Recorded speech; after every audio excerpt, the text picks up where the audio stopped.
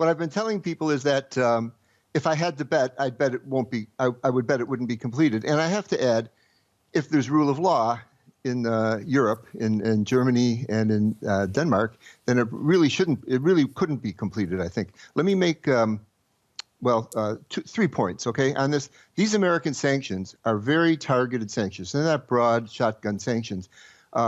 Initially, they prevented the one ship that could lay pipe in very deep Danish waters that was required.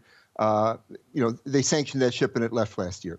Now, since then, the Russians have made various adaptations on the German side as well, and the Americans came back with another tranche.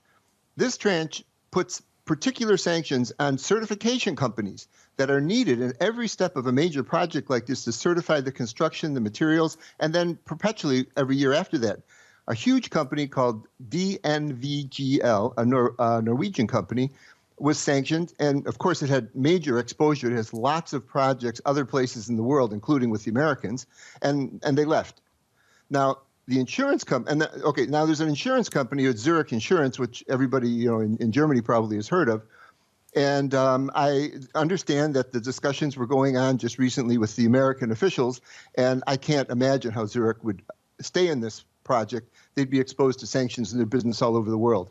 So they won't have they won't have an internationally recognized certification company. They won't have this major internationally specialized insurance company for this kind of work. And thirdly, there's tens or dozens, I should say, probably, of German companies that have had very unpleasant phone calls from American officials in the last 2-3 months.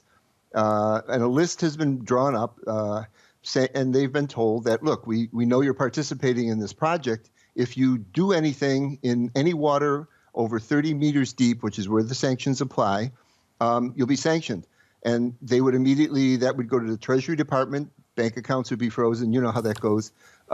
State Department would probably put sanctions, I should say visa restrictions, pull visas, and it's quite likely a company would go bankrupt. So there's a lot of maneuvering on the Russian side and somewhat on the German side also, we know up in Mecklenburg-Vorpommern, all this maneuvering to try and find loopholes, post-box companies. So it's a kind of knock-down, drag-out fight. But if the authorities insist, the Danish and the German authorities, the agentures, if they insist on proper companies, I don't see how they could go forward.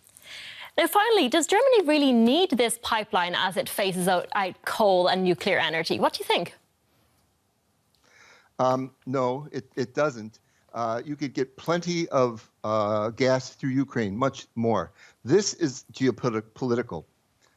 This gas is no new gas. It comes from the same fields up in Novy Orongoy in Russia. It's not new gas.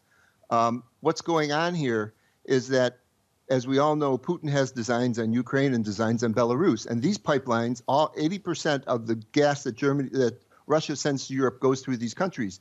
And this is a problem because Putin has started wars and so forth in these countries. So Germany has skin in the game, and it doesn't want to have skin in the game, to put it sort of bluntly.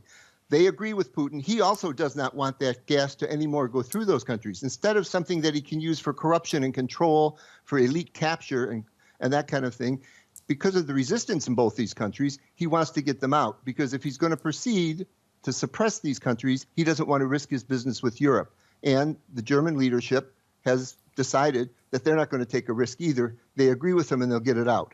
Now, what's going to happen? If they do build Nord Stream 1 and 2, Germany will be threatened by the Russians. If you interfere with what I'm doing in Ukraine, if there's another blow up, another war or something, I'll cut your gas off.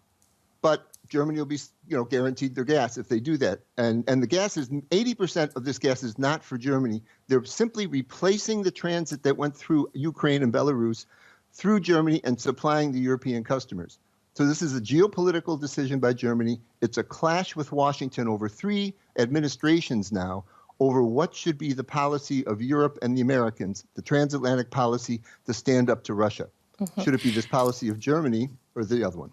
Yes, Mr. O'Donnell, thank you so much for explaining this complex issue. Thank you.